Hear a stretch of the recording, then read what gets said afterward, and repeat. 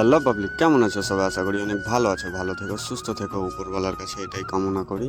তো যাই হোক, যদিও বা ফেসবুক থেকে এখনও ইনকাম পাইনি, তার জন্য বেরিয়ে গেলাম কাজে। তো ইতিমধ্যে আছি আমি মুরারই স্টেশন, আর এবার কাজে যাব আমাদের গ্রামের মতোই একটা গ্রামে, ওয়েস্ট বেঙ্গলেই। তো গেল বছর 2025 সালে, গত বছর ঈদ কোরবানি বাড়িতে কিছুই করা হয়নি। তো এবছর যদিও বা ঈদ কোরবানি বাড়িতে করতেই হবে, তার জন্য এবার যাব কাছে।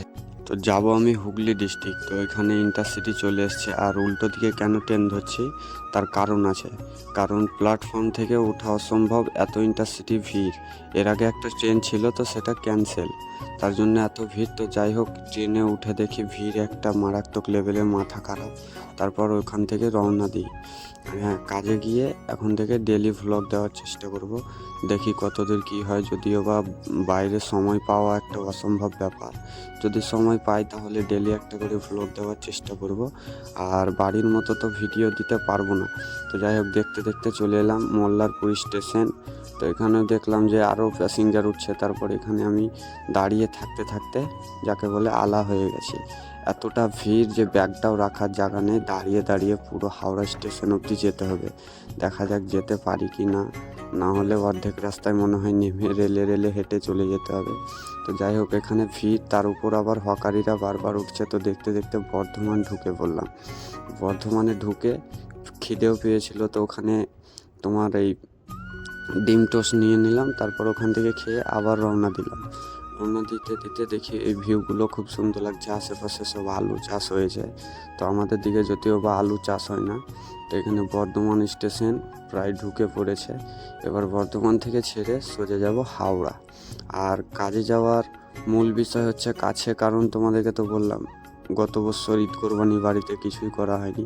তো এবছর আলহামদুলিল্লাহ করব ইনশাল্লাহ। তো দেখা যাক কাজ কীরকম পরিস্থিতি। আর কাজের ভ্লগ তোমাদেরকে ডেলি দিব, আমি কি কাজ করি না করি।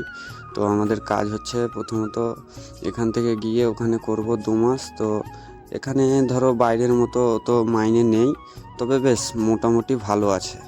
যদিও বা চেন্নাই, কেরালা, মুম্বাই ওগুলো মাইনে বেশি। তো এসব জায়গায় একটু মাইনে তার দ্বারা থেকে একটু কম। তো এখানে খিদে পেয়েছিল, ছোলা নিয়ে নিলাম। তো ছোলা নিয়ে দেখছি অনেকটা ভিড় ট্রেনের মধ্যে একটা। তো এখানে একটা বাচ্চা ছেলে দুটো খেলা দেখাতে এসছে। তো খেলা দেখাচ্ছে আর দেখে হাসিও পাচ্ছিল, কারণ মাথায় টুপি থাকে, সে কীরকমভাবে ঘুরাচ্ছে।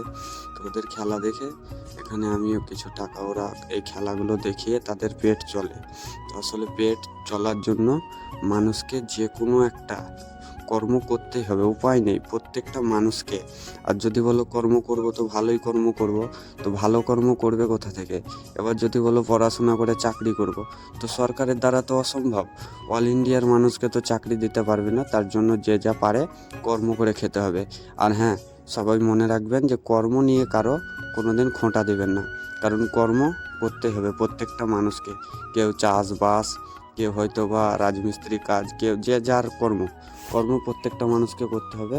এবং ভালো থাকেন, সুস্থ থাকেন, আপনারা দোয়া করব। আপনারাও আমার জন্য দোয়া করবেন। আর যদি ভিডিও ভালো লেগে থাকে তো অবশ্যই পাশে দাঁড়াবেন। তো এখান থেকে হাওড়া থেকে গাড়ি ধরে দেখি অসম্ভব ভিড়। তো প্রথমত চলে এলাম কোলাঘাট স্টেশন। এখান থেকে বেরিয়ে সোজা এখন যাব অটোর দিকে। তো এখানে দেখলাম জায়গাটা আমাদের গ্রামের স্টেশনের থেকেও নর্মাল স্টেশন এটা।